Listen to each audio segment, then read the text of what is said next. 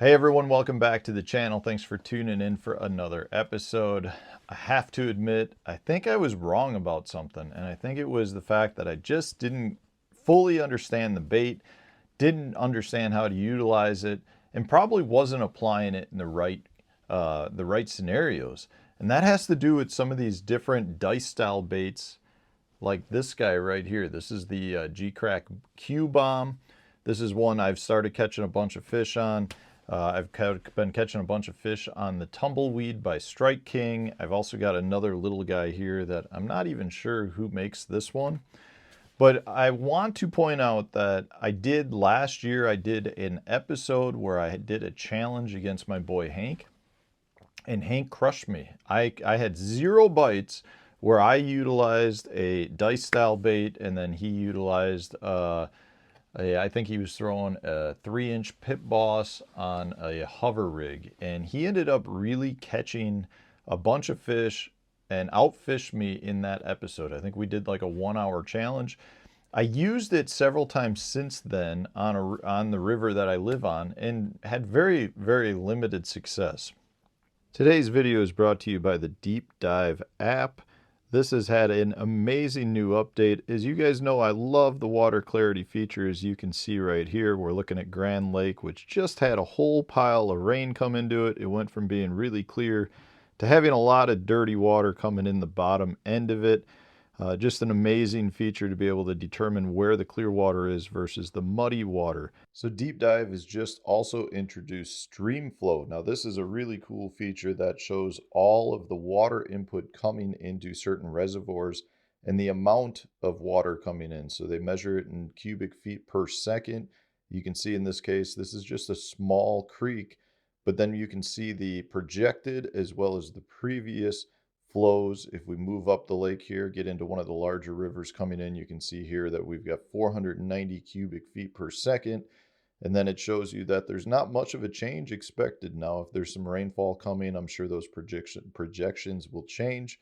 If we scoot on over here to take a look at Kentucky Lake and Barkley Lake, much larger river systems, the Tennessee River, you can see what the projected outflow is going to be there, 28,000 cubic feet per second. Go check the Cumberland River here. We got 9.4 thousand cubic feet per second.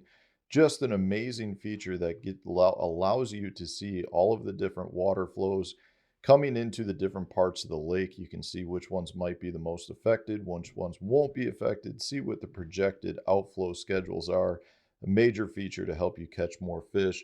And that's on top of some of the other new features like the wind effects. Now, the wind effects is really cool because we've had wind effects as part of the app in the past, but all it did is show where the wind was hitting the shoreline the most, as you can see from the dots, the orange and bright red dots, which indicate where the wind is really striking.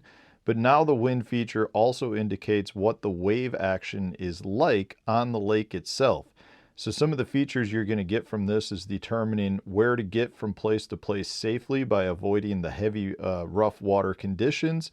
You'll be able to determine where you may have some of the strongest current flow and some of the places where you can fish to stay protected. Now, along with that, you still have some of my favorite features like the patterns that you've got on the lake that indicate the best baits and lures to fish with. You've also got the water inflow app, which shows you where a bunch of the rain input comes in. That can be an amazing pattern to fish throughout the year. Just a great feature to have. So many positive features anytime you're fishing or using the Deep Dive app.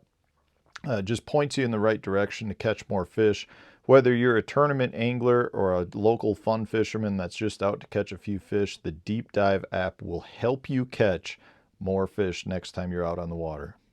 Having said that, what I've come to understand is there are some specific circumstances where it does seem to really perform quite well and can outperform other baits. Now, most of my experience, I want to preface this, has been around smallmouth. I do think smallmouth have a fondness for these baits. And it was something that we're really starting to see at a lot of the tournaments that are taking place up north in smallmouth country. I just experienced it on Leech Lake. I experienced it where I went out on a day of fun fishing on another Minnesota lake.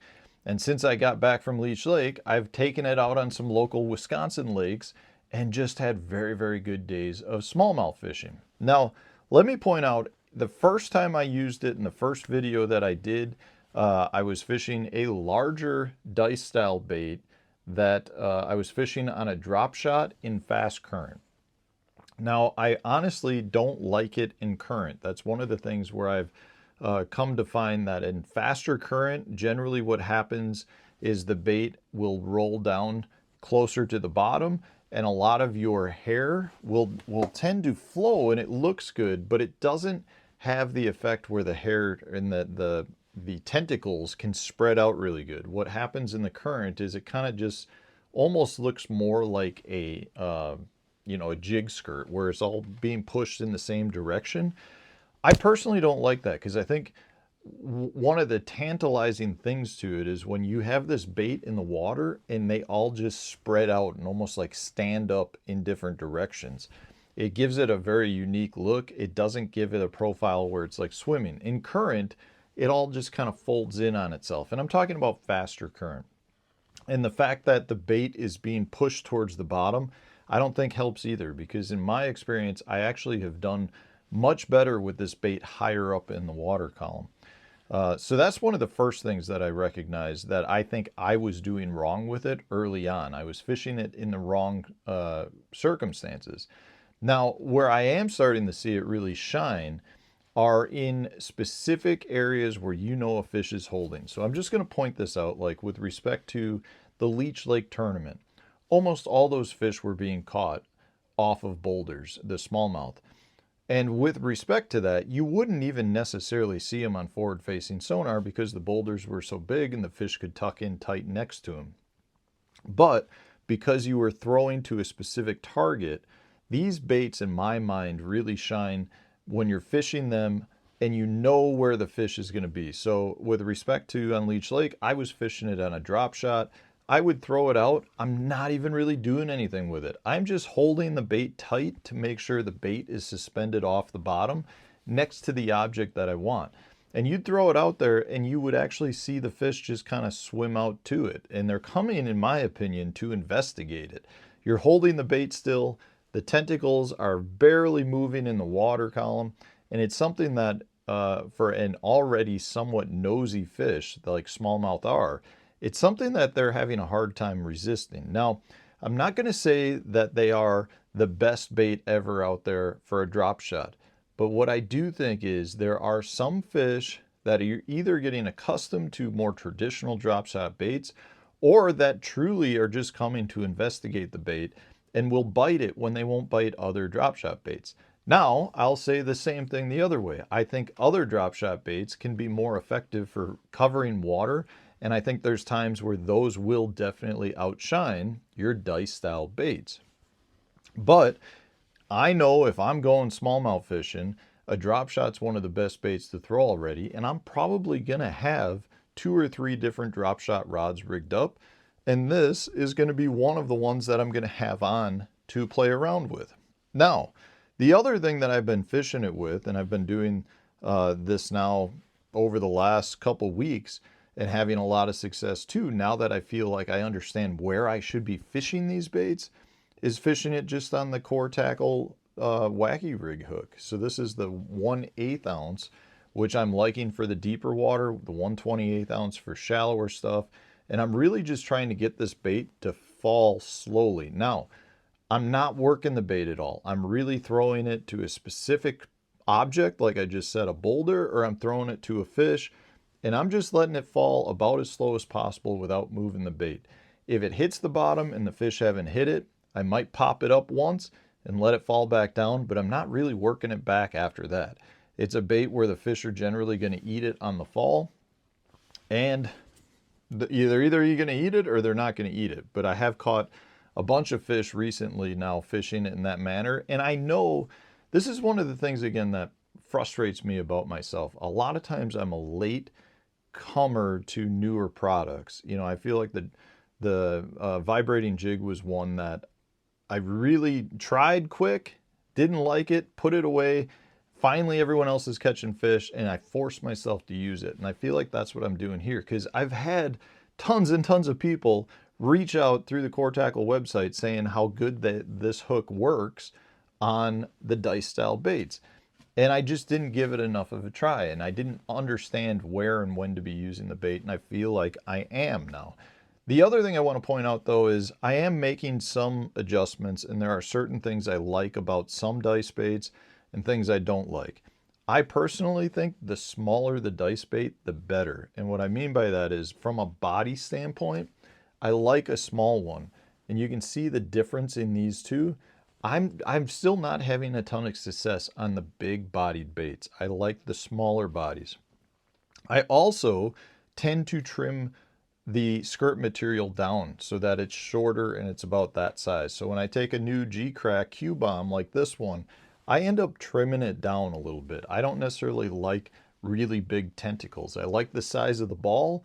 I don't necessarily like how long the tentacles are. I trim them down to probably about an inch off of each one. I think it helps the bait stand up and it makes it less of a bigger profile in the water column, which I do think helps specifically with smallmouth. Now, maybe the largemouth guys will chime in and say they like the longer tentacles for that reason. I still tend to prefer the smaller tentacles. That just happens to be me. I do that though with everything. My jigs, my swim jigs, my spinner baits, my chatter baits, all of that stuff, I really tend to trim the skirt down, not just in lengthwise. I also tend to remove a lot of the material. I just don't like big bulky skirts. And in this case, I do the same anytime I get a newer dice style bait like the Q-Bomb. I'll trim this down so that it's not as full and bulky of a skirt. But I just want to point out, like, I've been having a lot of success with these over the last, really the last, I'm going to say almost a month at this point. I've got a lot of fellow pros that are like, Matt, you really you got to get in on this because the smallmouth are eating it. I know a lot of guys that are using it as follow-up baits too. That's the other thing I want to point out. If you happen to have a fish that either hits your bait and you miss them, or maybe they come out and they swing at a jerk bait or swing at a topwater bait, this is another really good one to throw back at them. If I'm fishing in shallower water, that's when I'll throw just the rigged one instead of, say, the drop shot, which is going to bring the bait right to the bottom. If I'm fishing deeper and I have a fish maybe that comes out and hits a Ned rig or something like that and I miss them, that's when I'd throw the Q-Bomb or similar style dice bait on a drop shot to get it right down into that strike zone faster. But I really do like it for like missed topwater blowups as well. I think that's a good follow-up bait. So I'm not afraid to admit, I think I was wrong in this case. I kind of trashed them right off the beginning. I said they were gimmicky. They're not gimmicky. There's definitely a time and a place. I've seen how there are some smallmouth out there that don't want to eat the other things. I throw this in there, they eat this. And there's a time and a place for it. I'm still getting better with them, but I think we're really starting to see that there are definitely some that work very, very well. So don't sleep on them. It's worth, buy one pack, give it a try, make them yourself even. You can make these yourself if you have the time to do a little DIY. That's where I'm at on these. So I'm going to continue to use them. Anyways, thanks for watching. Hopefully this is helpful for you guys. I'll put links in the video description for the couple ones that I've been using and having success with. Otherwise, in the comment section, if you have specific ones or other tips and tricks when fishing these dice style baits, put it in the comment section. So not only will other viewers learn from you, but I want to know as well so I can continue to get better with these. Your information is very valuable. So thanks for sharing it, guys. I appreciate all the support. Stay tuned. We'll have a new video coming out tomorrow.